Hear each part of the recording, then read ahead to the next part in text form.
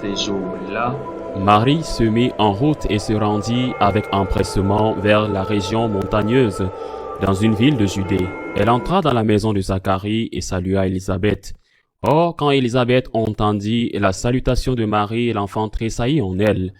Alors Élisabeth fut remplie d'Esprit Saint et s'écria d'une voix forte, « Tu es bénie entre toutes les femmes, et le fruit de tes entrailles est béni. D'où m'est-il donné que la mère de mon Seigneur vienne jusqu'à moi? Car lorsque tes paroles de salutation sont parvenues à mes oreilles, l'enfant a tressailli d'allégresse en moi. Heureuse celle qui a cru à l'accomplissement des paroles qui lui furent dites de la part du Seigneur. Acclamons la parole de Dieu. » On peut imaginer la scène d'une Élisabeth âgée attendant un enfant qui sortait de l'ordinaire.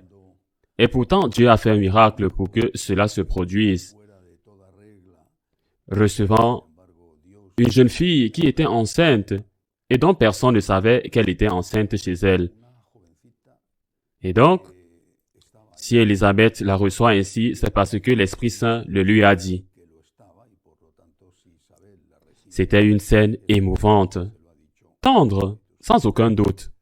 Marie a trouvé chez sa parente, peut-être sa tante, elle a trouvé un excellent accueil, une consolation.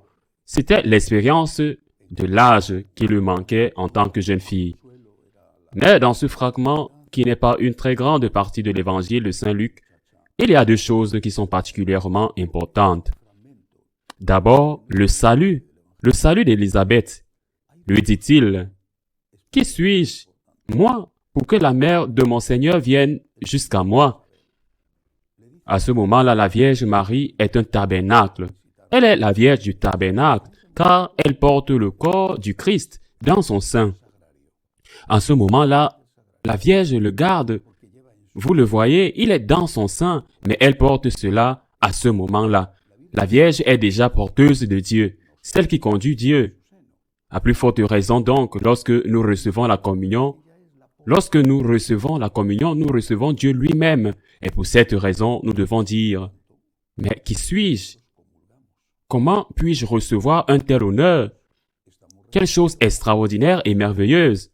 Quelle grande faveur et quel grand privilège que Dieu me donne, me permettant de le recevoir dans ma maison.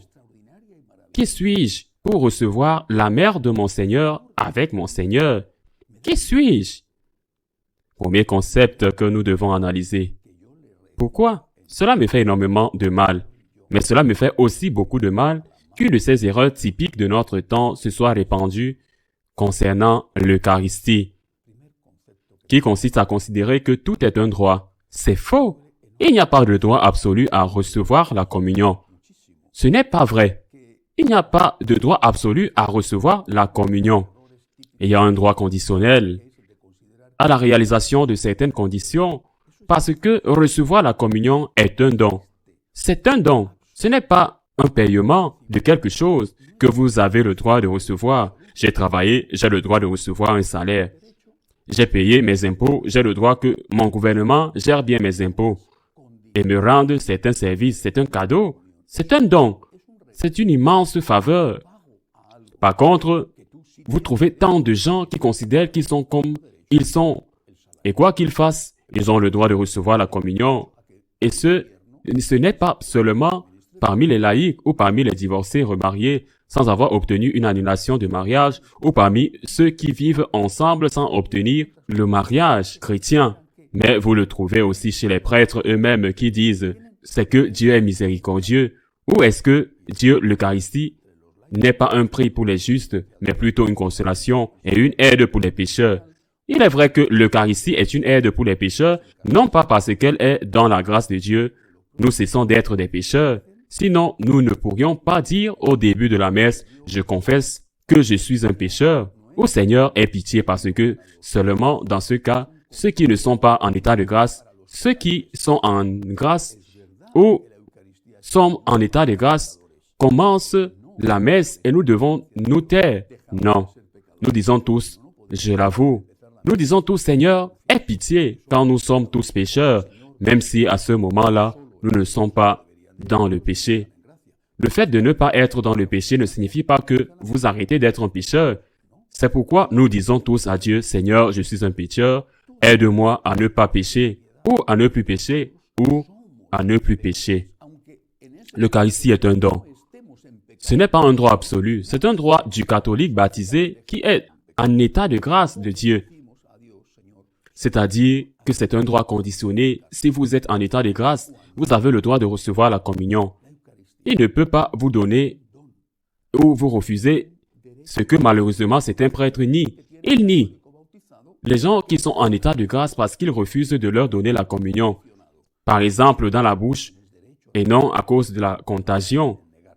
L'Eucharistie est un don immense, un don infini. Nos vies ne suffiront pas à rendre grâce de recevoir le Seigneur en nous.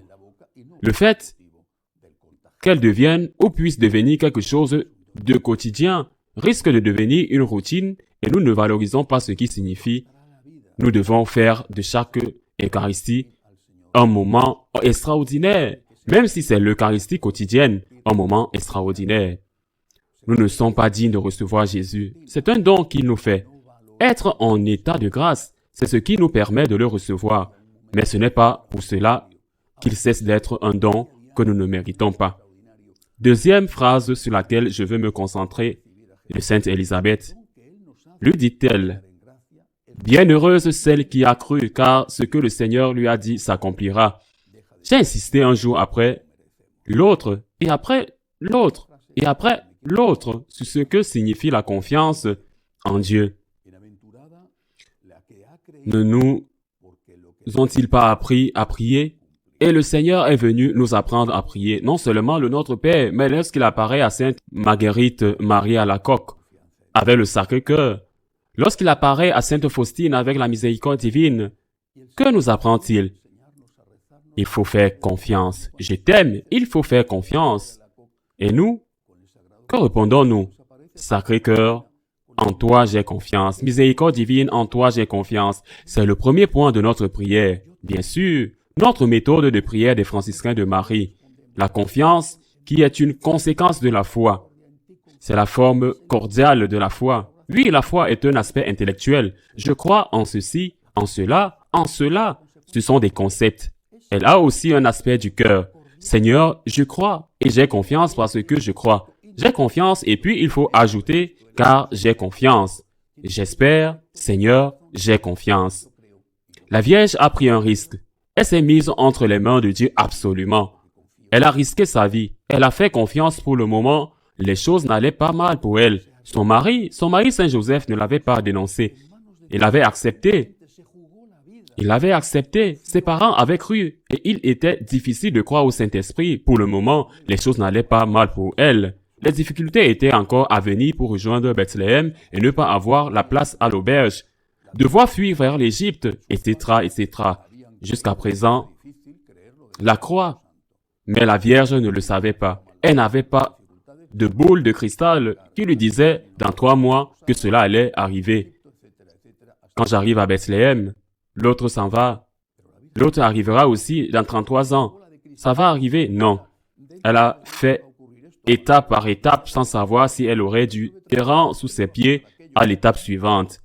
Elle savait seulement qu'elle était entre les mains de Dieu. Elle a fait confiance et parce qu'elle a fait confiance, Dieu ne l'a pas abandonnée. La confiance permet à Dieu d'agir. La confiance ferme les portes du mal et ouvre les portes à Dieu. La méfiance, par contre, ferme les portes de Dieu.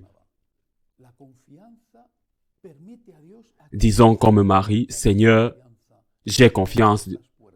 J'ai confiance en toi.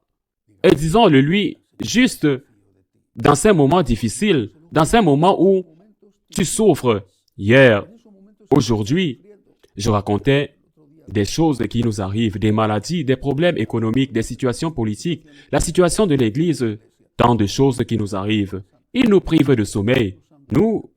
Ils nous angoissent, nous sommes angoissés. Nous ne savons pas ce que nous deviendrons demain et pourtant, nous sommes capables de ne pas sombrer dans la peur car nous avons confiance. Seigneur, j'ai confiance en toi. Et nous avons des nouvelles d'une sainte femme comme Élisabeth. Bénie, bénie, parce que les choses que le Seigneur t'a dites se réaliseront. Que nous a-t-il dit le Seigneur? C'est d'avoir l'espérance. Il y a la vie éternelle et elle s'accomplira. Ainsi soit-il.